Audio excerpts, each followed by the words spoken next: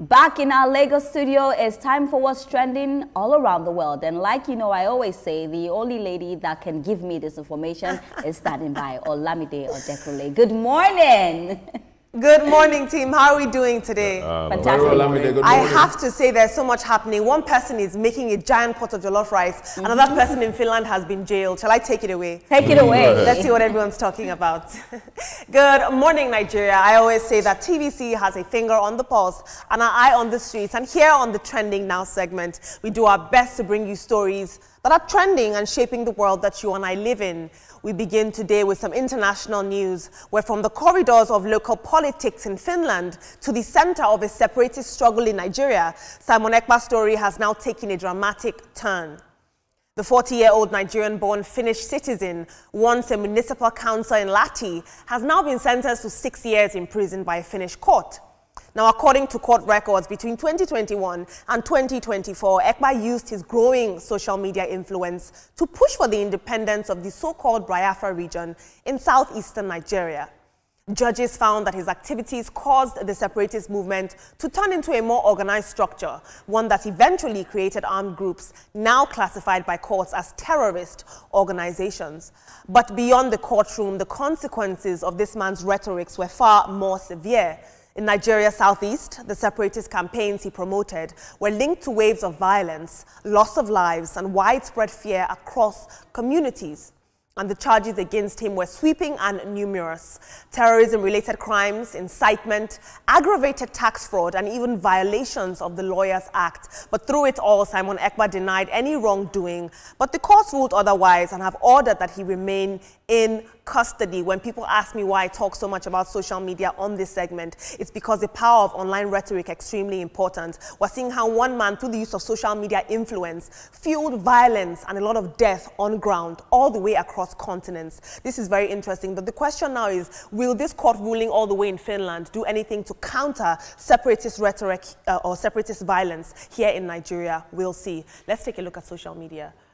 That is the face of a mastermind. Desmond says, that is good news. Justice has caught up with Simon Ekpa. His atrocities caused hardship in the southeast killings, destruction, and fear. This sentence shows no one can terrorize our people and go unpunished. May peace and progress return to Ala Igbo. Well said, Desmond. Moving on in the world of social media, a disturbing video making the rounds online has, of course, raised concern across Nigeria. The clip shows young boys, some seem as young as 9 or 10 years old to 14 years old, being apprehended after allegedly abusing a substance identified only as solution. Now, in this video, the children admit that they were introduced to the drug by older men within their community. Have a look at this short video.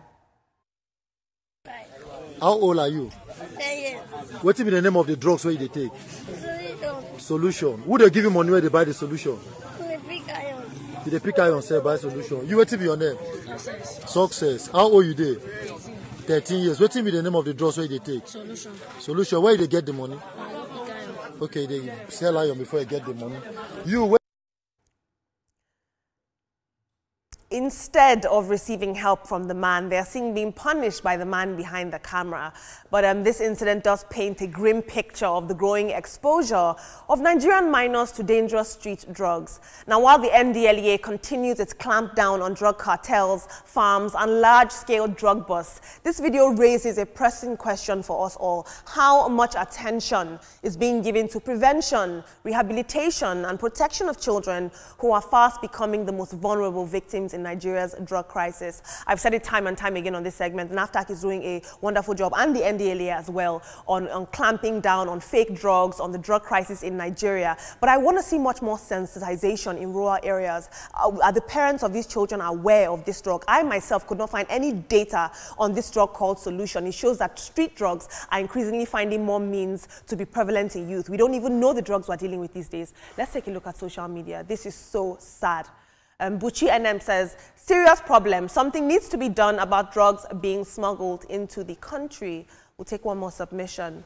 And someone says, people making babies, they have zero resources to care for. The height of irresponsibility, we must ask, where are these parents? Now, team, I'm going to focus on this news about Simon Ekpa, allegedly being sentenced to 6 years in prison. We saw the Chief of Defense Staff, General Christopher Musa, come out and say, good job, Finland. We support this. And indeed, regardless of tribe, we're seeing that the general public sentiment is this man had to go down. There is no place for such violence in Nigeria or such a violent separatist movement.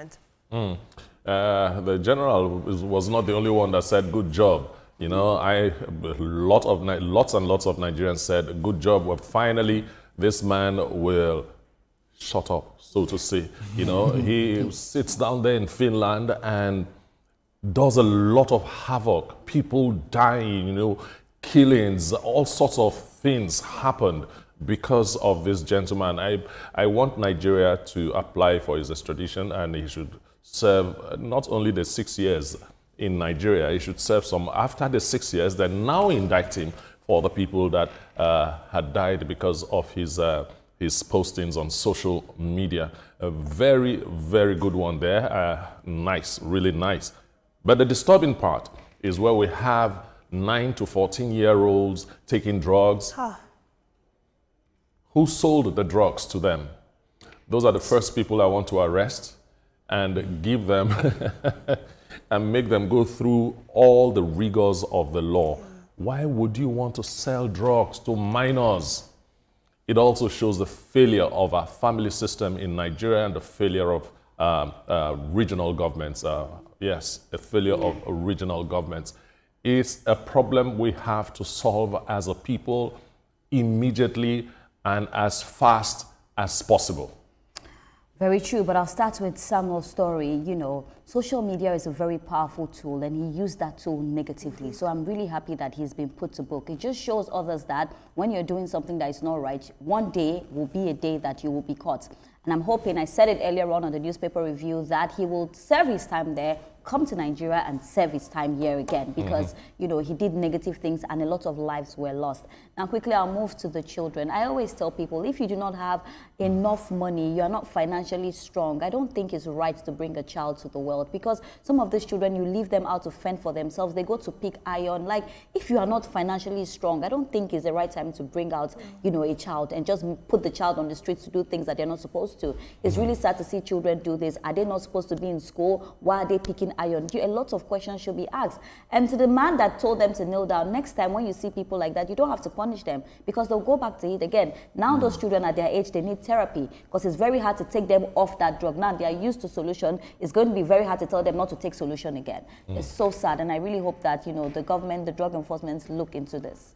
Simon Ekpa is one of the individuals that have brought shame to this country, Nigeria, because these are some of the people who claim to be Nigerians, and then they go out of the country. He was even a politician, who represented one of the prominent parties as a local councillor.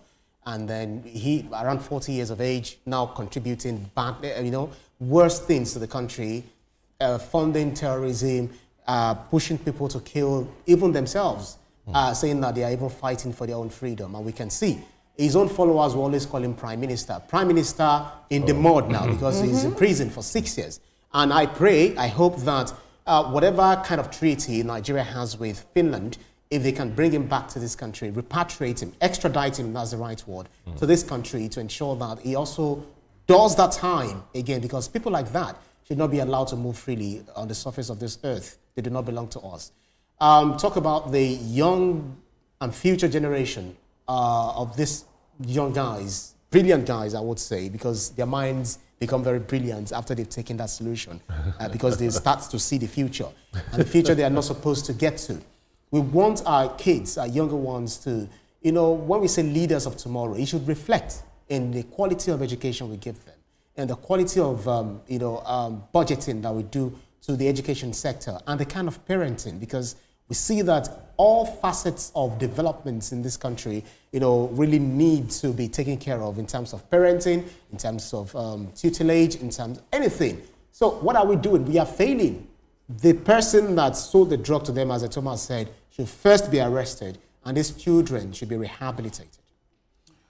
The long-term solution or wahala that has led to what we're seeing now, that a 9, 14, 10, as the case may be, would comfortably take few coins, walk to a drug store or a drug den to buy something to take. It's a long conversation. Yes, we're talking about the person who sold this drug to them, but there's a whole lot of elements that makes up this lifestyle and this nature in these children. Like Rian rightly said, flogging them or punishing them at the moment does nothing, absolutely nothing to this lifestyle. We need to go back to the system of education in the north and in that part of the country. We need to go back to parenting. We need to go back to look at the issue of security and livelihood around them.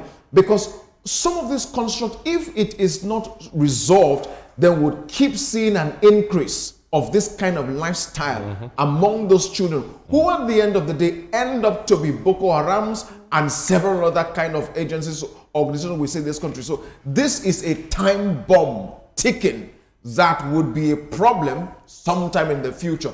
For Simon Ekpa, good for you, my dear brother, that you are now finally in jail. And please, like Thomas said, I concur 100%. Yeah. You should serve your 6-year term and much more years in Nigeria. It's a good one. That's a fact. Enjoy your jail term. Absolutely, absolutely. And you know, Nelson, like you rightly said, and Ria as well, the data has shown us that there is a direct correlation between poverty, lack of education, and drug addiction. And so I think it's a result of a failed system. And thank you so much for your input.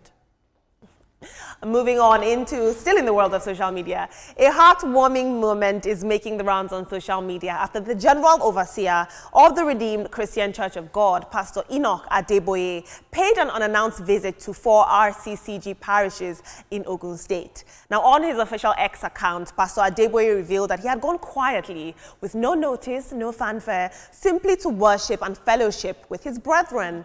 And one of the stops was a small parish in Bon, Yeshimawa, where worshippers were visibly overwhelmed and happy at the unexpected presence of their revered cleric. Have a look at the video for yourself.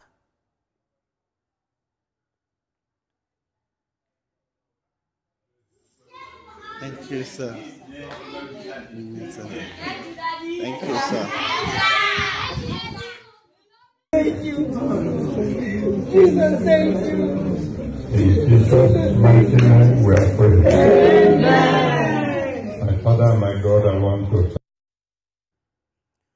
Pastor Adeboye explained on his social media that the visits were deliberate and they were meant to connect directly with his grassroots members and encourage a culture of genuine fellowship. Of course, this reaction has been widely positive, and many are saying that more leaders, whether religious or political or otherwise, should take these kind of steps to meet people exactly where they are. Now, RCCG does have about 50,000 parishes worldwide, and it's often viewed as a mega church movement. And so to see this general overseer, as high as his position is, visit grassroots churches, it must have been a morale boost and very important to these people in the parishes who look up to him. I say kudos to you, sir. God bless you. Let's take a look at social media. Adeola V says, I love this approach. Sometimes the most meaningful spiritual moments happen when we strip away the formalities and just show up. And La Vida says, this visit is such a huge blessing for many of these small parishes. I understand if many of them are overexcited and emotional. Not all small parishes of the RCCG will have this opportunity in Daddy's lifetime. A huge blessing. Let the church say amen. I'll take one more tweet. Chris Anyaji says, imagine missing Sunday service on a day like this. Very true. Moving on in entertainment news, Guinness World Record holder Hilda Baci is back, and this time she is raising the bar with an unprecedented pot of jollof rice. The celebrity chef captured our global attention in 2023 with her record-breaking cooking marathon, and last week she announced plans to cook what will become the world's biggest pot of jollof rice. But in a new video posted on Instagram, Hilda has now revealed that the project will take take a staggering 250 bags of rice and a specially designed pot with a staggering 22,619-litre capacity. She says that her goal is to fill it up to at least 80%. And she broke down the logistics for us. She explained that she will need about 1,500 kilograms of tomato paste plus pepper chicken paste and jollof paste to create what she promises will be the most delicious, largest pot of Nigerian jollof rice ever. Now, watching back home, you're wondering, why is this important? Why is Hilda putting her resources? This is because things like this put Nigeria on the map. Whether you like it or not, it's symbolic in sharing our culture with the world. Nigerian jollof is a staple, I have to say. But let's take a look at social media. Big Boss says, now federal Big Boss says, now federal government project with this, so no be ordinary cooking again. And Filippo Saga says, Madam, leave all this talk. Would this rice be edible? Team, this is very, very interesting. I want to say, a lot of people are saying, Hilda Baci, once again, you're coming on to, you know, why do you want to break another world record? But I say that this is important. I mean, even just the sheer engineering and the calculations that are going into this, a mechanism that flips over the rice, turns it in timely notions, even just the buzz around this. I think jollof is an important Nigerian export. I might be wrong. And in this economy, 250 bags of rice is not a joke. At all. Do the mathematics, my dear. 250 bags of rice. Whoa. Man, please cook that rice so we finally put paid to Nigerian jollof, Ghana jollof, Sierra Leone jollof, and so on. Let's put paid to it. Hilda, that's a project that I know you already have sponsorship, you know. And for people that are asking, why is it necessary? Go and be a chef and you'll understand. A woman has to stay on the news, doing great things. That's where the cookie comes from, all right? And Pastor Adeboye, fantastic idea, beautiful idea. I can just imagine how those people felt when they saw you in their small parish. Yes. Maybe governors should be visiting elementary schools like that unannounced. Mr. President should visit a primary healthcare center unannounced. It does a lot of beautiful things to the psyche of the people. Absolutely. All right, and definitely I'll start with my star girl, Hilda. You all know my affiliations with Hilda. She's an amazing personality. I remember when we met in Dubai, she always has ideas. Hilda is always coming out with one idea or the other, and I wasn't surprised that she broke the world record. Now she's going with this again. Hilda never stops. If you know Hilda, you know that she's always thinking of something, you know, that will change the game. She's always thinking of something that will put Nigeria, you know, in the right path, and that's what she's doing again. I'm super proud of her. I know she will do it because what she sets her mind to, she definitely gets it done. And we'll be here to say she has finally cooked the largest pots of Nigerian hot sweet jollof rice. Maybe we may get some on the table at home. I'll try to speak to her. We may get some on the table. But congratulations to you, Hilda. And you know that I am definitely rooting for you. We are all rooting for you. Congratulations. And then I'll go straight to what Pastor Adeboye did. That's so beautiful. Sometimes we do not understand the influence we have until we go to the grassroots and meet the people. It's such a booster for them. They will want to do more. So I really love that, and I'm hoping that we get to see that happen a lot. You know, we see our presidents in some places that if I see the president, it's a booster for me. So, you know, just things like that. Very quickly, the president has received your invitation. and Rhea, make sure that the day you bring in that jollof rice, you know, from the pot, the biggest pot that is ever been made. And I'll make sure it is the same day. Oh, so that we are not eating. I'll be reporting live then. Not to worry. I sacrifice myself. From inside the pot, yeah? Right, so it's a beautiful thing. I'm always excited whenever I see Nigerians, you know, daring the world, you know, doing things that are quite not common. If you've been to countries like Uzbekistan, they've cooked, you know, pots in larger, rice in larger pots. India, I think there's a video, there are videos always making the rounds, you know, cooking, but even the way they cook the food, you want to ask yourself, do I want to eat this? I don't know whether you've eaten on the streets of India before. So the thing there is, it's good that Hilda is doing this again and then putting Nigeria on the map again in terms of jollof rice. Now we're moving away from the argument of whether Nigeria jollof is better or not. There used to be a jollof empire, I think somewhere in Mali or so, but this time around it's a jollof coming from very huge pots that will be prepared by Hilda Baci. Go baby. I'll say well done. Go Hilda. Nelson, very quickly, Tim, we're running out of time. It's a beautiful thing Hilda Baci is doing. We root for you, girl. we like to eat that rice on this table. So Definitely. when Ria is coming back, better give her rice, bring for us. Most definitely. Or else na quarrel. We'll pour salt inside it. Pastor Enoch Adeboye, wonderful. I want to say personally meet you too, sir. This is great. I remember, during Fire Shares time when he was the governor of Ekiti, he said he used to do things like this as well. I think our politicians should emulate this. But well done, sir. The longer throat here is astounding. Staggering. Moving on from the streets of Lagos to global stages, I keep telling you that Nigeria